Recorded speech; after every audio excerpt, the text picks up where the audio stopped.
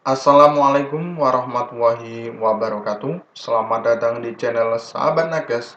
Semoga teman sejawat dilindungi oleh Tuhan Yang Maha Esa. Teman sejawat tenaga kesehatan yang baru tahu channel ini, silakan subscribe dan bunyikan tombol loncengnya agar tidak ketinggalan informasi tentang kabar CPNS dan P3K yang terbaru. Oke, teman-temanku sekalian ya, teman-temanku honorer, teman-temanku sejawat, terutama tenaga kesehatan. Ini ada informasi yang terbaru teman-teman dari berita soloraya.com. Pemerintah telah mengatur terkait pengangkatan tenaga honorer menjadi ASN.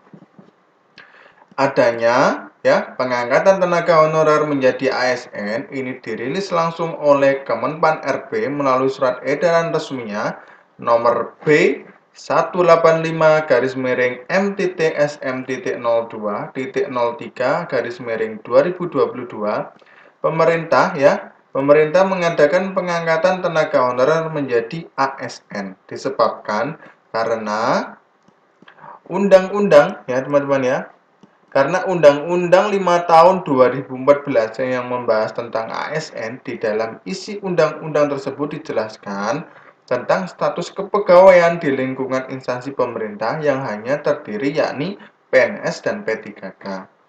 Jadi nantinya akan ada pengangkatan, tapi tetap mekanismenya untuk saat ini masih belum jelas teman-teman. Jadi ini masih pendataan ya untuk tahun ini. Kemungkinan P3K yang lebih banyak ini nanti. Untuk mekanisme pengangkatan atau masih tes langsung itu masih belum dirilis oleh Kemenpan RB teman-teman ya. Jadi harap sabar dulu. Yang penting ini sudah ada pendataan dari setiap instansi pemerintah baik pusat maupun daerah ya. Kemudian di dalam isi undang-undang tersebut dijelaskan tentang status kepegawaian di lingkungan instansi pemerintah yang hanya terdiri dari yakni PNS dan P3K. Lebih lanjut, sesuai dengan isi surat edaran Kemenpan RB nomor B185 garis miring M.SM.02.03 garis miring 2022 menjelaskan bahwasanya instansi pemerintah membutuhkan tenaga lain seperti pengemudi, tenaga kebersihan dengan satuan pengamanan.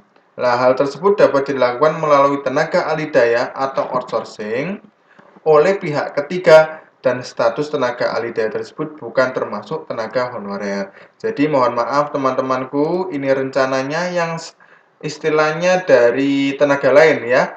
Contohnya pengemudi, tenaga kebersihan, dan satuan pengamanan nantinya akan dialih daya atau outsourcing teman-teman, nanti dari pihak ketiga. Dan itu pun tidak termasuk tenaga honorer teman-teman. Jadi memang ada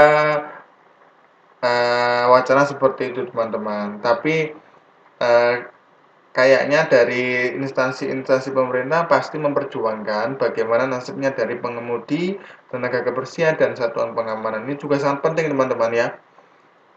Kasihan juga, sama-sama mengabdi, tapi ini ada wacana seperti itu. Ya, mudah-mudahan nanti ada kebijakan yang layak lah untuk teman-teman kita yang istilahnya tenaga lain ya di luar nakes. Oke, lanjut. Terkait penghapusan tenaga honorer di lingkungan instansi pemerintah, terdapat mekanisme penataan tenaga honorer ya, sesuai dengan SE Kemenpan RB tersebut diantaranya yakni yang pertama teman-teman ini ya, pemerintah melakukan pemetaan pegawai non ASN di lingkungan instansi masing-masing ya. Jadi sudah pendataan dan untuk bulan-bulan ini mungkin sudah pendataan yang dikirim ke pusat semuanya. Jadi mohon dicek teman-teman, barangkali di instansi masing-masing belum ada pendataan lah, itu perlu dipertanyakan juga teman-teman ya. Kemudian bagi yang memenuhi persyaratan dapat diikut sertakan atau diberikan kesempatan untuk mengikuti seleksi calon ASN maupun P3K. Kemudian yang kedua teman-teman ya, ini pemerintah menghapuskan jenis kepegawaian selain PNS dan P3K di lingkungan instansi pemerintah masing-masing dan tidak melakukan perekrutan pegawai non ASN. Nah, ini. Jadi, sementara ini di dalam pendataan ini tidak boleh melakukan perekrutan lagi pegawai non ASN. Jadi, untuk perekrutan, jadi untuk sementara ya belum bisa teman-teman. Nanti eh, kemungkinan dari Kemenpan RB ini fokus ke dalam menata pegawai honorer ini dulu ya. Kemudian yang ketiga, dalam hal instansi pemerintah membutuhkan tenaga lain seperti tenaga kebersihan, satuan pengamanan pengemudi, maka dapat dilakukan melalui orang ketiga atau outsourcing. Nah, nantinya satuan pengamanan pengemudi dan tenaga lain ya, itu nanti bisa melalui pihak ketiga atau outsourcing, teman-teman. Kemudian yang keempat, langkah-langkahnya yaitu adalah menyusun langkah yang strategis terkait penyelesaian pegawai non-ASN yang tidak memenuhi persyaratan dan tidak lulus pada seleksi calon PNS maupun calon P3K. Jadi nanti menyusun strategis ya untuk setiap instansi nantinya untuk pegawai non-ASN yang tidak memenuhi persyaratan. Jadi untuk yang tidak lolos persyaratan itu ada di artikel yang kemarin teman-teman, ini coba dilihat di YouTube saya ya teman-teman ya. Itu ada kemungkinan kecil nantinya akan tidak lulus untuk seleksi calon PNS maupun calon P3K teman-teman untuk di instansi pemerintah ya. Coba itu bisa dilihat ya. Kemudian oke teman-teman, lanjut. Nah, ini hal tersebut sesuai dengan ketentuan perundang-undangan sebelum batas waktu 28 November 2023. Jadi teman-teman, waktunya mepet sekali, 2 tahun ini seharusnya sudah rampung semua teman-teman untuk penataan tenaga honorer. Jadi nanti di instansi pemerintah hanya ada dua, yaitu adalah P3K dan PNS teman-teman.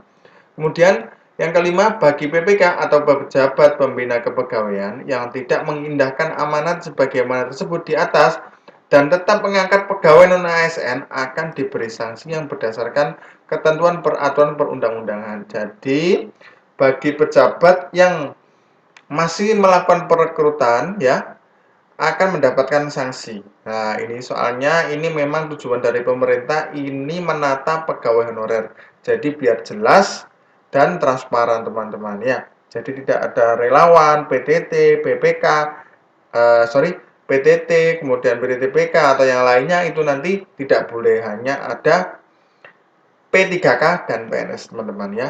Oke, lanjut. Maka dapat menjadi bagian dari objek temuan pemeriksaan bagi pengawas internal maupun eksternal pemerintah. Jadi kalau semuanya yang tadi pejabatnya masih istilahnya kalau bahasa Jawanya ya mokong, nah itu nanti akan jadi objek temuan pemeriksaan ya dari internal maupun eksternal pemerintah ya. Kemudian lanjut, dalam hal ini pemerintah juga memberikan batas waktu terkait penataan tenaga honorer. Hal tersebut sesuai dengan PP nomor 49 tahun 2018 mengenai manajemen P3K.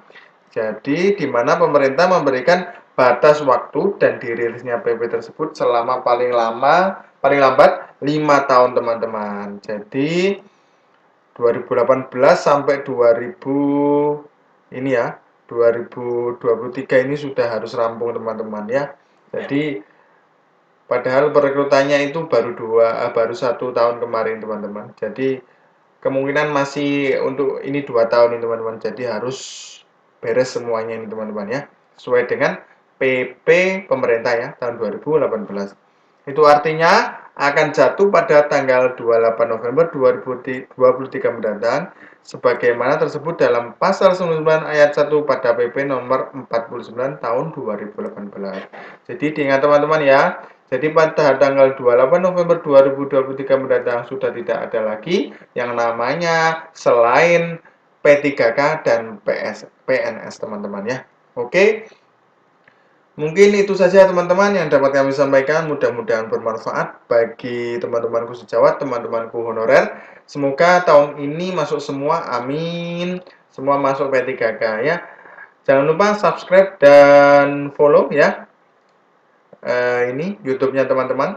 Jadi biar nantinya informasi-informasi yang terbaru terkait P3K dan PNS khususnya tenaga kesehatan bisa itu buat acuan teman-teman untuk semangat menjadi abdi negara. Oke, Terima kasih. Wassalamualaikum warahmatullahi wabarakatuh.